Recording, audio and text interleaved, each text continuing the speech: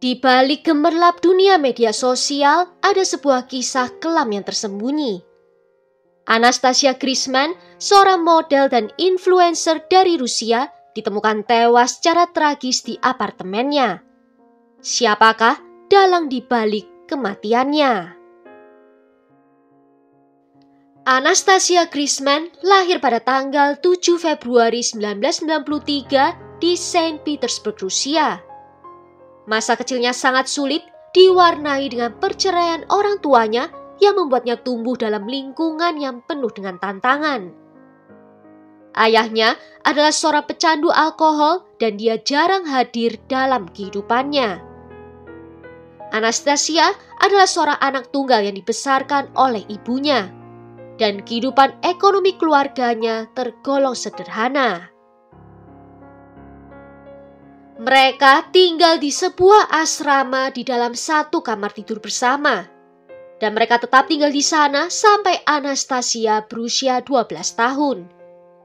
Namun, Anastasia sering ditinggal sendirian oleh ibunya karena dia harus bekerja menafkahi mereka berdua.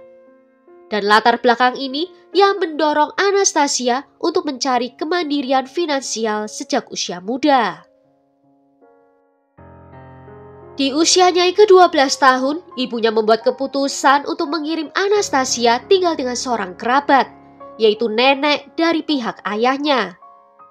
Namun setelah dia tinggal bersama dengan neneknya, Anastasia semakin jarang bertemu dengan ibunya.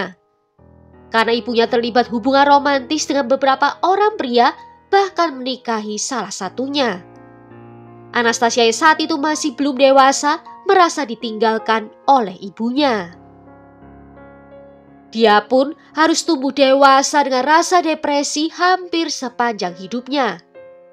Kurangnya kendali yang Anastasia miliki atas hidupnya sendiri terus menghantuinya hingga masa remajanya dan akhirnya muncul sebagai gangguan makan. Anastasia menghadapi banyak pergumulan, tetapi tinggal dengan neneknya memberikan sedikit kelegaan. Kecintaannya terhadap seni mendapatkan banyak dukungan dan dorongan dari neneknya. Dan di usianya yang ke-15 tahun, dia menginginkan agar seni itu ada berada di tubuhnya. Walaupun dia masih beberapa tahun dari usia legal untuk mendapatkan tato di Rusia. Sehingga dia memutuskan untuk menato tubuhnya sendiri. Anastasia adalah seorang wanita muda yang memiliki banyak bakat. Saat bersekolah, dia mengambil kelas pemrograman komputer. Sambil bersekolah, dia bekerja paruh waktu di sebuah salon tato. Dan di usianya yang ke-16 tahun, dia membuat akun media sosial pertamanya di Facebook versi Rusia. Dan Anastasia memposting semua hal kesukaannya seperti anime, game, dan juga tato. Dan dia secara bertahap membangun sedikit komunitas dengan orang-orang yang menyukai hal yang sama.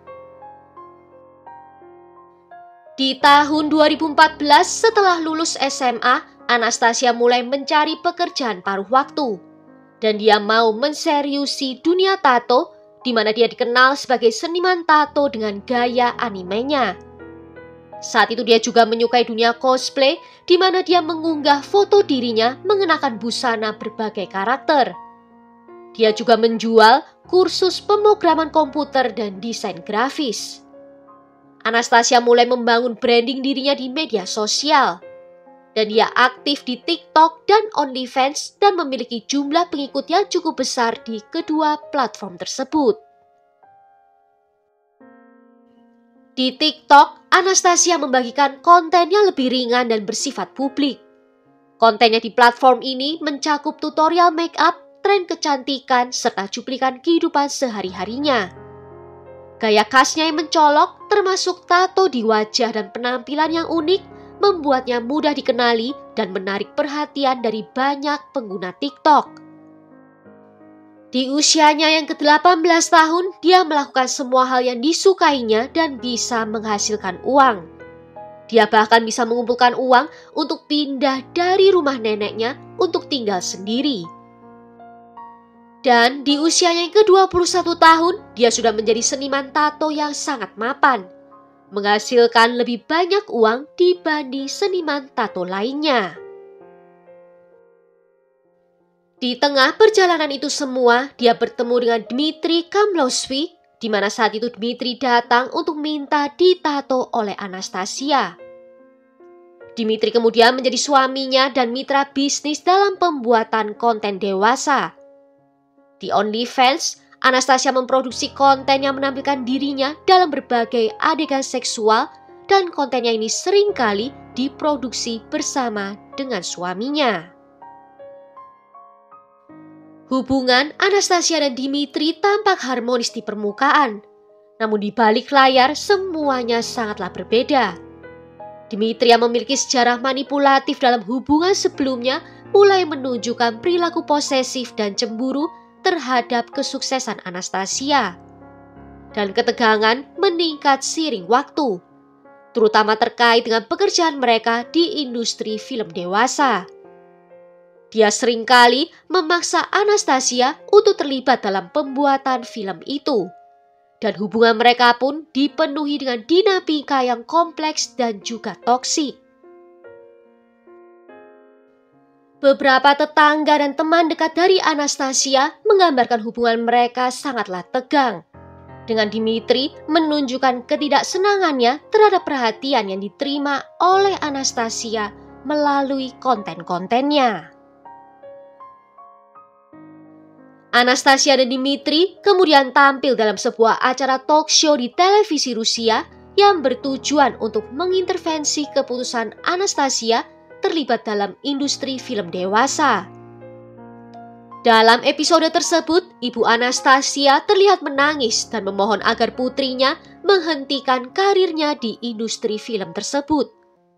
Namun, pengungkapan mengejutkan terjadi ketika Anastasia mengakui bahwa dia memang mulai terlibat dalam industri ini setelah bertemu dengan Dmitri. Dan pernyataan ini mengungkapkan bahwa Dmitri memiliki peran besar dalam keputusannya itu. Namun setelah penampilannya dalam acara tersebut, kehidupan Anastasia mengalami perubahan drastis. Pada akhir bulan Juli 2022, konflik antara dirinya dan Dmitri mencapai puncaknya.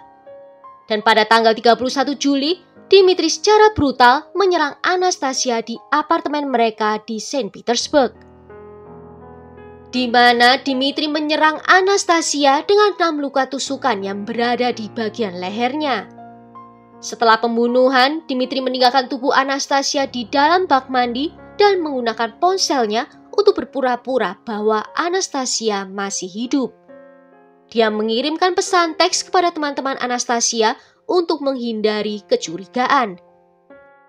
Mengklaim kalau saat itu Anastasia sedang sakit dan tidak ingin berbicara. Jenazah Anastasia baru ditemukan pada tanggal 10 Agustus 2022 setelah teman-temannya melaporkan kehilangan kontak dengannya selama sekitar seminggu. Mereka menjadi khawatir karena Anastasia yang dikenal aktif di sosial media tiba-tiba tidak memberikan kabar dan tidak mengunggah konten yang baru. Dan kekhawatiran ini mendorong mereka untuk menghubungi pihak berwenang. Anastasia ditemukan dalam kondisi yang mengenaskan tergeletak di dalam bak mandi, dengan banyak luka tusukan di tubuhnya. Jenazah ditemukan dalam keadaan yang telah membusuk dan luka yang parah menunjukkan tindak kekerasan yang ekstrim dalam pembunuhan ini. Ruang apartemen itu dipenuhi dengan barang yang berserakan. Juga terlihat ada sebuah koper yang sudah terisi sebagian. Sepertinya Anastasia sudah merencanakan untuk pindah, namun tidak sempat untuk menyelesaikan rencananya. Ponsel Anastasia hilang, namun diketahui kalau media sosialnya masih aktif seminggu belakangan. Diduga pelakulah yang menggunakannya. Juga diketahui barang-barang dari Anastasia ada terjual di internet. Hal ini menimbulkan dugaan kalau pelaku bukanlah perampok sembarangan, tetapi seorang yang cukup dekat dengan Anastasia. Hasil otopsi resmi tidak dipublikasikan secara luas oleh otoritas Rusia. Namun berdasarkan laporan media, penyebab kematian Anastasia adalah luka tusukan di lehernya yang menyebabkan pendarahan yang fatal. Tidak ada informasi tambahan mengenai cedera lain atau kondisi tubuh lainnya yang tersedia untuk publik. Setelah penemuan jenazah Anastasia, polisi segera mengidentifikasi pasangannya sebagai tersangka utama. Dimitri yang berusia 24 tahun memiliki 2 catatan kriminal sebelumnya, yaitu pencurian dan penghindaran wajib militer. Dia berhasil ditangkap oleh pihak berwenang setelah pencarian singkat. Penangkapannya dilaporkan oleh media lokal dan dia dilaporkan langsung mengakui perbuatannya setelah didakwa dengan pembunuhan atas Anastasia. Namun, motif pembunuhannya belum sepenuhnya jelas. Dia mengklaim bahwa Anastasia yang meminta untuk dibunuh karena adanya masalah kesehatan mental. Namun pengakuan ini dianggap tidak konsisten dengan bukti yang ditemukan. Bukti menunjukkan bahwa pembunuhan tersebut didorong oleh rasa cemburu dan konflik dalam hubungan mereka. Proses persidangan berlangsung dengan sorotan publik yang cukup besar. Jaksa penuntut mendasarkan kasus mereka pada bukti-bukti kuat yang menunjukkan bahwa Dimitri melakukan pembunuhan dengan sengaja dan terencana.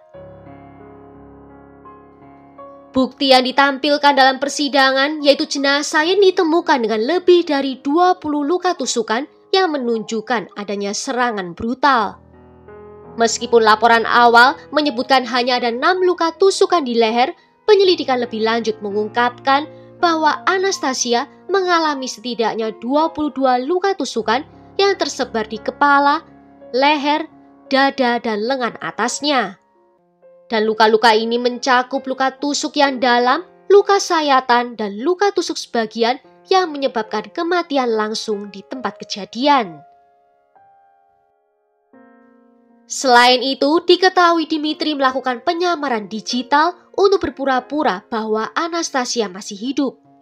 Juga dari pengakuan terdakwa yang berubah, di mana awalnya Dimitri mengaku kalau pembunuhan itu dilakukan atas permintaan Anastasia sendiri.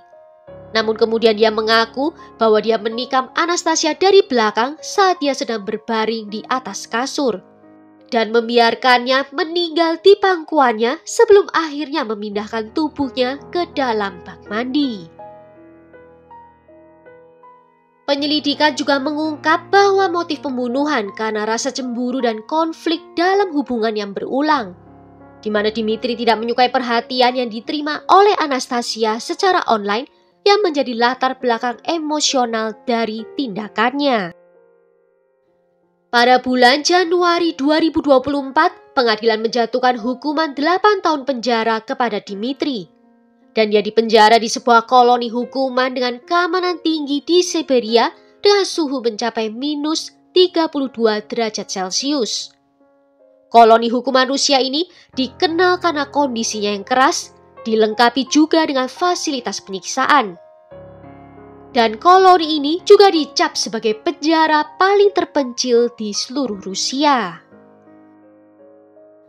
Lamanya hukuman ini menuai banyak kritik terutama dari publik internasional karena dianggap terlalu ringan untuk kejahatan yang sangat brutal.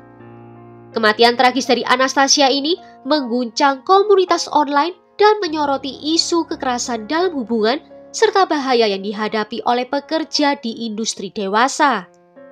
Penggemar dan teman-temannya mengenangnya sebagai individu yang kreatif dan penuh dengan semangat. Dan kasus ini menjadi pengingat akan pentingnya kesadaran dan perlindungan terhadap individu dalam hubungan yang beresiko. Well, sampai di sini dulu kisahnya. Tulis ya pendapat kalian tentang kasus ini di kolom komentar. Jika ada yang mau request kasus, juga bisa menuliskannya di bawah. Akhir kata terima kasih kalau sudah nonton video ini sampai akhir. Sampai jumpa di video berikutnya. Ciao!